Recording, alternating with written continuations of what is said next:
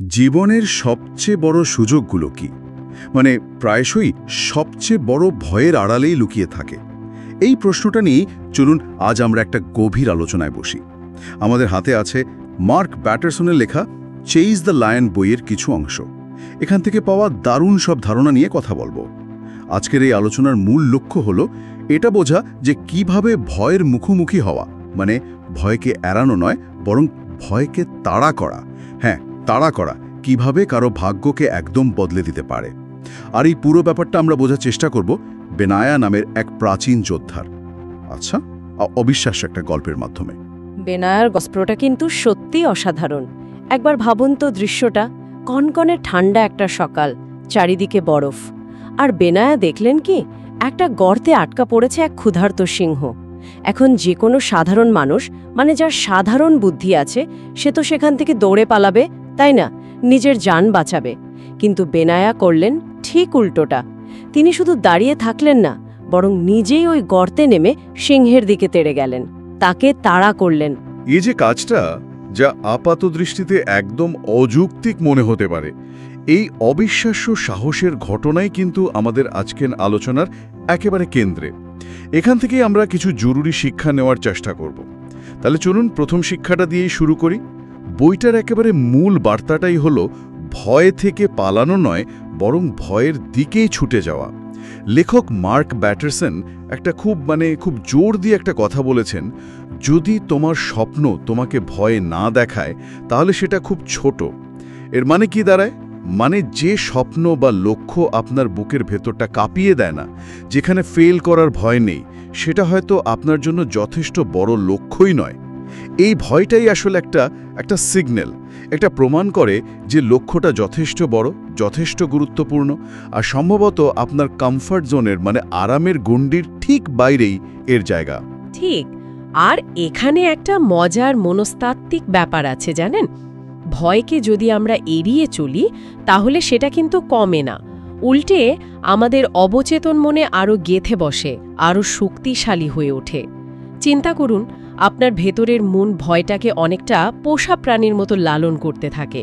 যদি আপনি তা থেকে পালান, মানে ইগনোর করলে বা লুকিয়ে রাখলে, সেটা ভেতরে ভেতরে বাড়তেই থাকে। কিন্তু বেনায়া যা করলেন, ভয়ের মুখোমুখি হলেন, একেবারে তার উৎসে চলে গেলেন। তাতে ভয়ের শক্তিটা কিন্তু কমে আসে, কারণ তখন আমরা বুঝতে পারি ভয় যতটা ভয়ঙ্কর মনে হচ্ছিল, বাস্তবে হয়তো ততটা নয়, অথবা আমরা তার চেয়েও বেশি শক্তিশালী। তার মানে ভয়কে জয় করার প্রথম স্টেপই হলো তার অস্তিত্বকে স্বীকার করা আর তার দিকে এগোনো। একদম। আর জীবনের সবচেয়ে বড় সুযোগগুলো, সেগুলো প্রায়শই এই ভয়ের দেয়ামের ওপারেই অপেক্ষা করে। কেন বলুন তো? কারণ বৃদ্ধি বা উন্নতির জন্য আমাদের পরিচিত গণ্ডির বাইরে যেতেই হয়, আর সেই বাইরের জগৎটা স্বভাবতই অজানা, আর তাই একটু ভয়েরও। বানিয়ার সিংকে তাড়া করার সিদ্ধান্তটা এই তত্ত্বেরই একটা জ্বলযন্ত্র উদাহরণ। তিনি শুধু একটা হিংস্র পশুকেই তাড়া করেননি, নিজের ভেতরে সেই আদিম ভয়টাকেও তাড়া করেছিলেন। আর সেই কাজের মাধ্যমে তিনি নিজের জন্য এক নতুন সম্ভাবনার দরজা খুলেছিলেন। এটা একটা দারুণ পয়েন্ট। আর এই সাহসের ধারণাটাই আমাদের দ্বিতীয় পাঠের দিকে নিয়ে যায়। বইটাতে বলা হচ্ছে প্রত্যেকের মধ্যে একটা বড় স্বপ্ন, বা লেখক যাকে বলছেন লায়ন ড্রিম, সিংহ স্বপ্ন, লুকিয়ে থাকে। এটা এমন একটা স্বপ্ন যা হয়তো আপাত দৃষ্টিতে অসম্ভব মনে হয়, অবাস্তব লাগে, অথবা সমাজ, পরিবার, বন্ধুরা যাকে পাত্তা দেয় না বা নিরুৎসাহিত করে। কতবার আমরা শুনেছি এটা সম্ভব না, এসব পাগলামি ছাড়ো, বা একটু বাস্তববাদী হও। ঠিক। সমাজ প্রায়শই আমাদের একটা নির্দিষ্ট ছাঁচে বা বলতে পারেন একটা সীমানার মধ্যে রাখতে চায়। কিন্তু ইতিহাস যদি দেখি, বড় পরিবর্তন, যুগান্তকারী আবিষ্কার বা অসাধারণ অর্জন, এগুলো কারা করেছে? তারাই করেছে যারা এই অসম্ভব বা পাগলাটে স্বপ্নে বিশ্বাস রেখেছে, যারা সমাজের বা পরিস্থিতির তৈরি করা অদৃশ্য দেয়ালগুলো ভাঙার সাহস দেখিয়েছে। বেনায়ার ওই একদিনের সিদ্ধান্ত সিংহকে তাড়া করা, সেটা কিন্তু কোনো বিচ্ছিন্ন ঘটনা ছিল না, সেটা ছিল তার চরিত্রের একটা গভীর প্রতিফলন। তার ভেতরের সাহস, তার মানসিক দৃঢ়তা ওই এক মুহূর্তের কাজেই ফুটে উঠেছিল। আর এর ফলও তিনি পেয়েছিলেন, তাই না, হাতে নাতে? অবশ্যই। পরবর্তীকালে যখন রাজা দাউদ তাকে নিজের দেহরক্ষী বাহিনীর প্রধান মানে সেনাপতি হিসেবে নিযুক্ত করলেন, তখন তার কারণটা কী ছিল? কারণ দাউদ বুঝতে পেরেছিলেন যে মানুষ নিজের গভীরতম ভয়ের মুখোমুখি হতে পারে, যে স্বেচ্ছায় বিপদের মুখে ঝাঁপিয়ে পড়তে পারে একটা বড় লক্ষ্যের জন্য। সেই তো অন্যদের নেতৃত্ব দেওয়ার, অন্যদের রক্ষা করার যোগ্যতা রাখে। এখানে মূল বিষয়টা হলো স্বপ্ন হয়তো ঈশ্বর প্রদত্ত বা প্রকৃতি প্রদত্ত, সেটা আমাদের ভেতরে আসে, কিন্তু সেই স্বপ্নের সম্ভাবনাকে বাস্তব করার চাবিকাঠি হলো সাহস। সাহস না দেখালে সেই সিংহ স্বপ্ন কেবল মনের খাঁচাতেই বন্দী থেকে যায়। তাহলে স্বপ্ন দেখাটাই যথেষ্ট নয়, সেই স্বপ্নকে ধাওয়া করার সাহসটাও জরুরি। আচ্ছা, কিন্তু আমরা প্রায়শই ভাবি যে জীবন বদলাতে হলে হয়তো বিরাট কোনো ঘটনা ঘটতে হবে, মানে ধরুন লটারি জেতা বা হঠাৎ পাওয়া কোনো বড় সুযোগ। কিন্তু এই বই বলছে অন্য কথা। জীবন নাকি বদলায় ছোট ছোট সাহসী সিদ্ধান্তে। বিষয়টা একটু খুলে বলবেন? হ্যাঁ, এটাই তৃতীয় শিক্ষা। আমরা বড় কোনো ম্যাজিক্যাল মোমেন্টের জন্য অপেক্ষা করি, কিন্তু জীবনের মোড় ঘুরে যায় প্রায়শই ছোট ছোট কিন্তু কঠিন সিদ্ধান্তগুলোর মাধ্যমে। হয়তো একটা নতুন চাকরির সুযোগ এলো, কিন্তু সেটা রিস্কি। হয়তো নিজের ব্যবসা শুরু করার ইচ্ছে, কিন্তু ফিন্যান্সিয়াল সিকিউরিটির ভয়। হয়তো এমন কোনো কাজ করতে চাইছেন যা নিয়ে লোকে হাসাহাসি করতে পারে। এই মোমেন্টগুলোতেই কিন্তু সাহসের আসল পরীক্ষা হয়। এখানেই আসে বিশ্বাসের প্রশ্ন। মার্ক ব্যাটারসন খুব সুন্দরভাবে বলেছেন, faith is taking the first step before god reveals the second. মানে বিশ্বাস মানে হলো পুরো পথটা দেখতে পাওয়ার আগেই প্রথম পদক্ষেপটা নেওয়া। আচ্ছা, এর মানে কি ঈশ্বর বা মহাবিশ্ব পুরো পথ একবারে দেখায় না? সম্ভবত না। হয়তো তিনি বা সেই চালিকা শক্তি দেখতে চান আমাদের মধ্যে সেই প্রথম পদক্ষেপটা নেওয়ার মতো আস্থা আর সাহস আছে কিনা। মনোবিজ্ঞানে একটা ধারণা আছে যাকে বলে সেলফ এফিকেসি বা আত্মকার্যকারিতার বোধ। যখন আমরা একটা ছোট চ্যালেঞ্জ নিই এবং সেটাতে সফল হই, তখন আমাদের আত্মবিশ্বাস বাড়ে। আমরা বুঝতে পারি, হ্যাঁ, আমি এটা পারি। এই ছোট ছোট জয়গুলোই আমাদের আরও বড় চ্যালেঞ্জ নেবার জন্য মানসিকভাবে তৈরি করে। ব্যানিয়ার ক্ষেত্রেও কি তাই হয়েছিল? তিনি কি জানতেন গর্তে নামলে কি হবে, মানে ফলাফলটা? আমরা নিশ্চিতভাবে বলতে পারি না তিনি কি জানতেন, কিন্তু তিনি যখন সিংহের গর্তে ঝাঁপ দিলেন, তিনি সম্ভবত এটা জানতেন না যে তিনি বাঁচবেন কিনা বা ফলাফল ঠিক কি হবে। কিন্তু হয়তো তিনি এটাও জানতেন যে যদি তিনি এই পদক্ষেপটা না নেন, তাহলে সারা জীবন এই ভয়ের স্মৃতি, এই কাপুরুষতার গ্লানি তাকে তাড়া করে বেড়াবে। আর যদি তিনি পদক্ষেপটা নেন, ঝুঁকিটা নেন এবং বেঁচে ফেরেন, তাহলে তার জীবন আর আগের মতো থাকবে না। তিনি এক নতুন আরও শক্তিশালী মানুষে পরিণত হবেন। প্রতিটি ছোট সাহসী পদক্ষেপ আমাদের আত্মবিশ্বাসকে ইটের মতো গাঁথতে থাকে, যা পরে বড় কোনো চ্যালেঞ্জের ভিত্তি তৈরি করে। আর জীবনের এই চ্যালেঞ্জগুলো, এই বিশৃঙ্খলা বা ঝড়ঝপটা, এগুলোকে আমরা ব্যর্থতা বা দুর্ভাগ্য হিসাবে দেখি। কিন্তু বইটা বলছে এগুলোকে ঈশ্বরের ট্রেনিং গ্রাউন্ড বা চরিত্র গঠনের এক দারুণ সুযোগ হিসেবেও দেখা যেতে পারে। কঠিন পরিস্থিতিগুলোই আমাদের ভেতরের আসল শক্তি আর দুর্বলতাগুলো চিনিয়ে দেয়, আয়নার মতো দেখিয়ে দেয় আমরা কোথায় দাঁড়িয়ে আছি। যখন কেউ বেনায়ার মতো নিজের সিংহকে তাড়া করার সিদ্ধান্ত নেয়, তখন থেকেই অপ্রত্যাশিতভাবে নতুন দরজা খুলে শুরু করে, নতুন পথ দেখা দেয়, নতুন মানুষের সাথে পরিচয় হয়, এমন সব সম্ভাবনা তৈরি হয় যা আগে হয়তো কল্পনারও বাইরে ছিল। একদম। আর এই ধারণাটাই আমাদের চতুর্থ পাঠে নিয়ে আসে। মার্ক ব্যাটারসনের আরেকটা খুব শক্তিশালী এবং সরাসরি আহ্বান হল, don't run away from what you're afraid of, run toward ইট।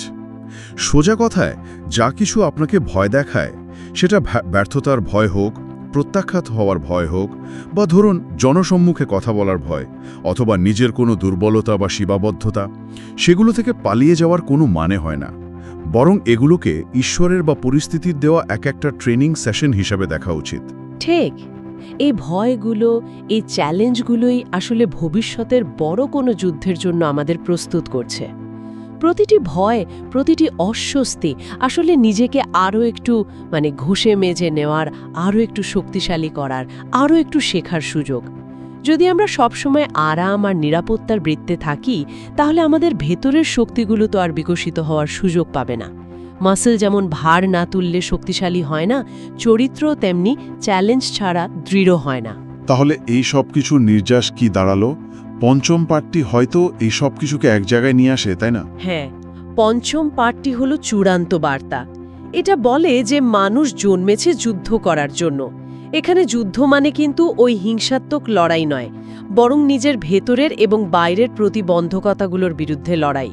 মানুষ জন্মেছে নিজের ভাগ্যকে বদলানোর জন্য, পরিস্থিতিকে চ্যালেঞ্জ করার জন্য, আর নিজের ভেতরের সেই সিংহর মতো শক্তিকে মুক্ত করার জন্য।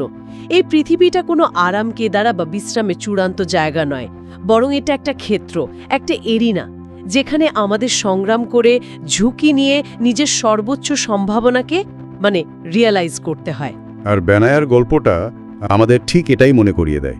ঠিক তাই, প্রত্যেকের ভেতরেই একজন বেনায়া লুকিয়ে আছে। হয়তো সে এখনো নিজের ভয়ের সামনে কিছুটা দ্বিধান্বিত, কিছুটা গুটিয়ে থাকা অবস্থায় আছে, কিন্তু একটু সাহস জোগাড় করতে পারলে, একটু বিশ্বাস রাখতে পারলে, সেও নিজের জীবনের সিংহের দিকে, সে ভয়ের উৎসের দিকে ছুটে যাওয়ার জন্য প্রস্তুত।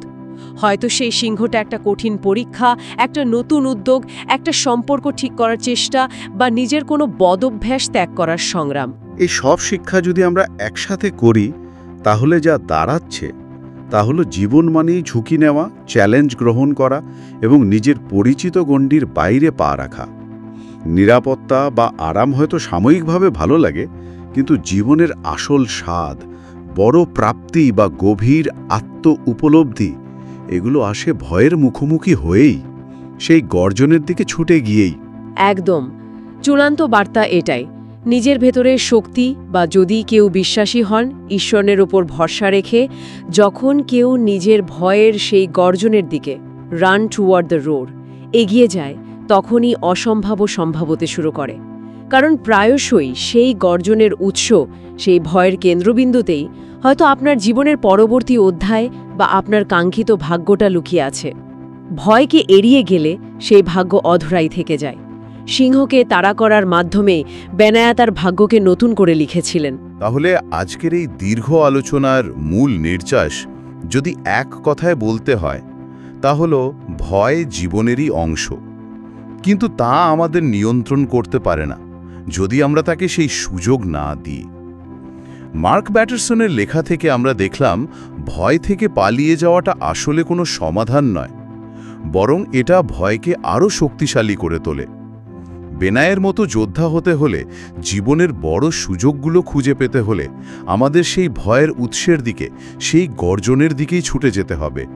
ছোট ছোট সাহসী পদক্ষেপ নেওয়া, নিজের বা কোনো উচ্চতর শক্তির উপর বিশ্বাস রাখা এবং ভেতরের সেই সিংহকে জাগিয়ে তোলার মাধ্যমেই মানুষ তার ভাগ্যকে, তার নিয়তিকে প্রভাবিত করতে পারে, নতুন পথ তৈরি করতে পারে। আলোচনা শেষ করার আগে একটা প্রশ্ন বা ধরুন চিন্তার খোরাক রেখে যেতে চাই। এই বই বা আমাদের আলোচনা আমাদের বলছে বাইরের ভয়ে বা বড় স্বপ্নরূপী সিংহকে তাড়া করার কথা, যেমন ধরুন কেরিয়ারের বড় ঝুঁকি, সামাজিক চাপ বা কোনো কঠিন লক্ষ্য অর্জন। কিন্তু একবার ভেবে দেখুন তো, যদি সবচেয়ে বড়, সবচেয়ে ধূর্ত সিংহটা বাইরের কেউ বা কিছু না হয়, যদি সেই সিংহটা বাস করে আমাদের নিজেদের ভেতরেই, আমাদের সেই আত্মসন্দেহ, সেই কাজ ফেলে রাখার প্রবণতা, সেই আত্মতুষ্টি বা অলসতার কণ্ঠস্বর, যা কিনা কোনো বড় পদক্ষেপ নেওয়ার আগেই আমাদের থামিয়ে দেয়, আমাদের সম্ভাবনাকে খাঁচায় বন্দি করে রাখে, সেই ভেতরের অদৃশ্য কিন্তু সম্ভবত আরও ভয়ঙ্কর সিংহটাকে আমরা কিভাবে চিনব, আর তাকেই বা কিভাবে তাড়া করব? এর উত্তর খোঁজাটা হয়তো আমাদের প্রত্যেকের নিজস্ব এক গভীর যাত্রা।